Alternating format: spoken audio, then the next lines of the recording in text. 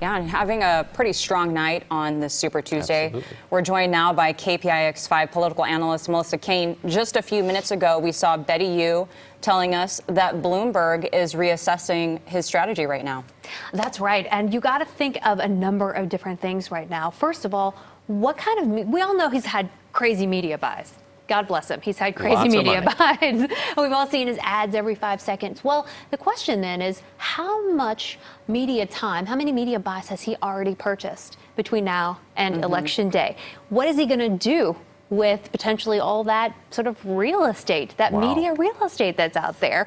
Could he do some anti-Trump campaigning, because he's still out there sort of owning a lot of the air potentially between now and Election Day. So if he drops out now, that doesn't mean everything just sort of goes back to normal. He's out there owning tons of Facebook and Facebook ads and tons of commercials that he's purchased on channels like this. Yeah, but California and Texas, two of the biggest media buys in his campaign, and those results, I mean, the polls are still open for 25 minutes in California.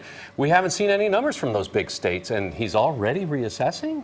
Well, I mean, it's hard to say at this point, like now it's time to be fiscally conservative and really start doing the math on this.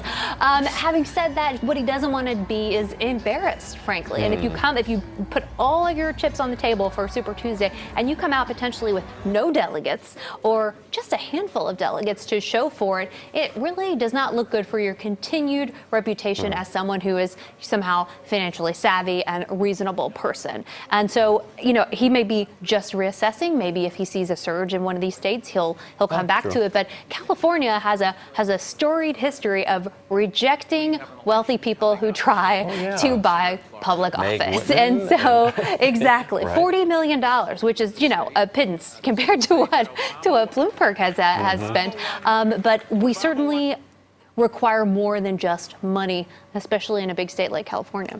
All right, and so on to Elizabeth Warren. She is trailing behind in her own home state of Massachusetts. That's right. She's in third place behind Sanders and Biden. I can tell you after this day, especially, the calls for her to get out of this race are going to be huge. There's just no path for her if she does not rack up a number of delegates today. And she's struggling to get past that 15% threshold in her home state of Massachusetts.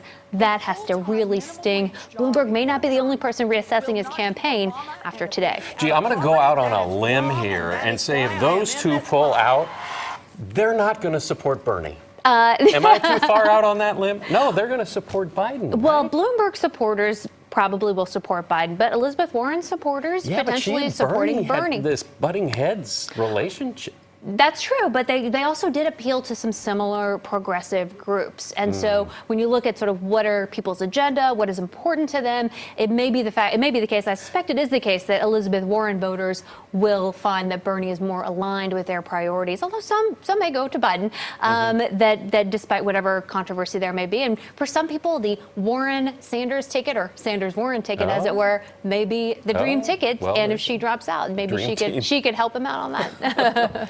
Just one last question for you, Melissa. Were you expecting this for Bloomberg tonight?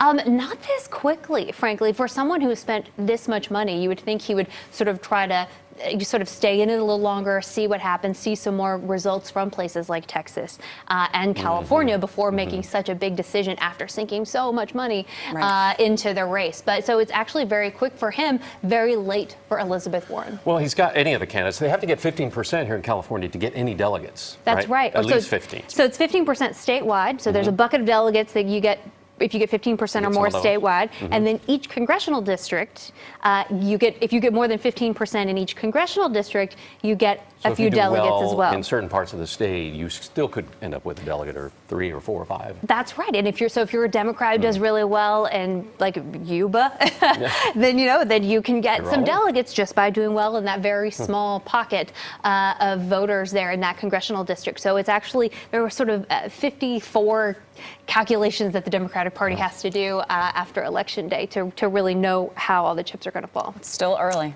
It is. And I think it's still going to be a pretty good night for Sanders in California.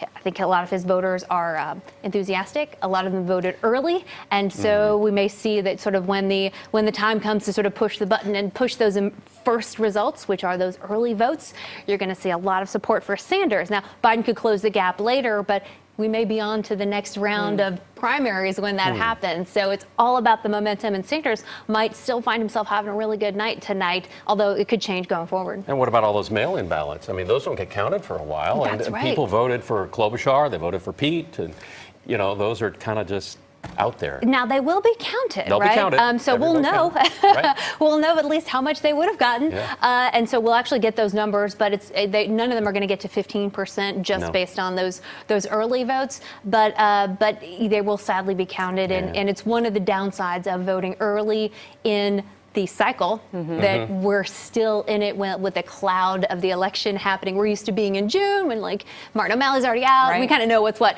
But now that we're so early that when we have our sort of mail-in ballot system, it doesn't always exactly mesh up, and you can find some people feeling really cheated potentially because they voted early. Right. I had somebody mention that to me earlier today. It's like, yeah, but what about, I voted too early. Yeah. Because they're out. But It's a consideration for sure.